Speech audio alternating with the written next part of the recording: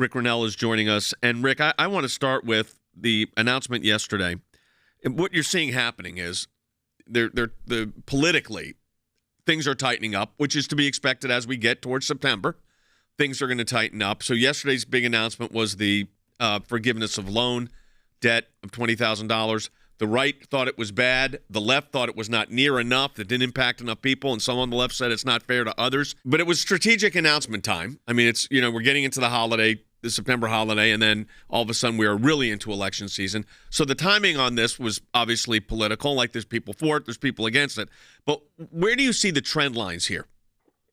Well, first of all, you can't blame them for trying, right? They're seeing a blowout in November, so they're trying to do everything they can. They're spending like crazy, and I don't blame them for trying. I think the Republicans right now have to get very focused on beating back some of these bad ideas. And it's not good enough just to say don't do it. But you have to talk about why it's bad for, individuals who make more than the $125,000 or individuals who have already paid off their student loans. I'm hearing a lot of people saying, wait a minute, $10,000, that's not even enough to do anything for my, $90,000 gender study degree that I got. So I think the politics can be in our favor if conservatives go out and get aggressive. One interesting fact here, I think this was Susan Rice's first large-scale domestic launch. Remember that Susan Rice is inside the White House doing domestic politics. And this is the first time we've seen her at the podium at the White House talking about a rollout. And I have to say, it's been a disaster. And her first big domestic rollout has not gone well. So we've got that issue. And then you've got the Iran issue where they're talking about the president launched a surgical strike on Iran-backed rebels in Syria. And at the same time, they're trying to get to the table to get an Iran nuclear deal back on the table, which would only be good for 2 more years, while everybody knows Iran's violated it the entire time. Yeah, not only have they violated it the entire time, but what I've been telling our friends in the Senate to focus on is the outstanding issues that the IAEA currently has with Iran. There are 3 outstanding questions about enriched uranium, about the Fordo plant. And this is a plant where they have not allowed international inspections. There's a secret program going on. They have not abided by the UN's arm of inspectors. And yet we continue to move forward pretending we can trust the Iranian regime. And we've already seen this Iranian regime targeting Americans to kill them here in the United States. I don't believe that anyone thinks, including somebody like Senator Chris Murphy, who's the biggest fan of this JCPOA, I don't even believe that he thinks that Iran has pulled back on its terror activity. So I don't understand why we're negotiating with an Iranian regime that hasn't pulled back on its terror plans, is secretive towards the UN's questions, and we know they've never been honest. So it's a trust factor. We've got senators in Washington, D.C. trusting the Iranian regime. I think that's a bad mistake. Yeah, when you trust the Iranian regime, it doesn't necessarily sound like something you want to get involved with. Rick, one thing I wanted to bring up with you, as obviously you're deeply involved in a lot of what's going on politically, is we've seen sort of a shift in tone from the Democrats over the last month, or maybe 2 months, not only because of Roe being overturned in those situations, but you have it felt like the prevailing conversation was, will President Biden be able to even make it to run in 2024? Will they even keep that going? Or will we even allow it as Democrats?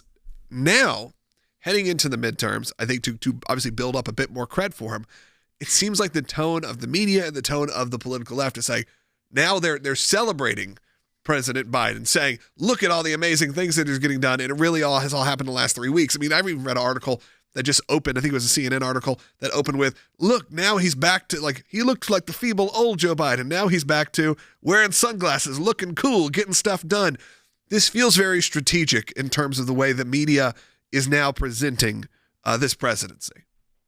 I think it's very strategic, and I think the lesson that we all need to learn from what's happened over the last couple of weeks is that the media and the Democrats have not given up on Joe Biden running for re-election. Right.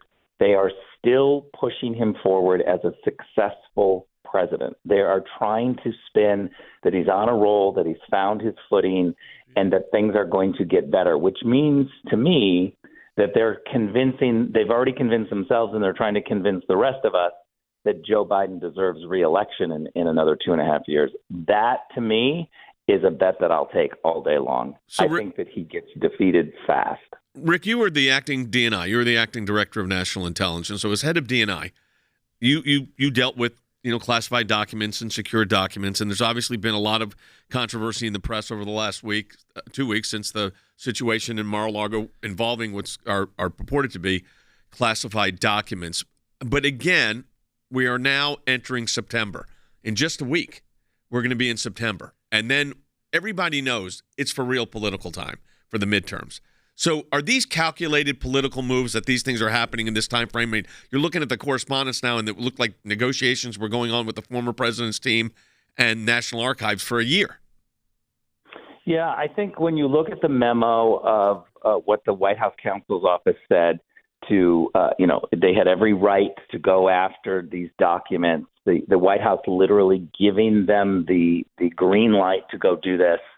That to me signals that they are so serious about Donald Trump running and want to stop him, mess him up. It's a PR exercise more than a legal exercise. I think that the reality is they want to make it seem like it's too much drama around Trump. But what I think Washington, D.C. misses is that the rest of the people across the country are looking at policies and facts. They're looking at their savings accounts. They're looking at gas prices and inflation and crime and the border. And they're saying, you know what? Things were much better under the other guy.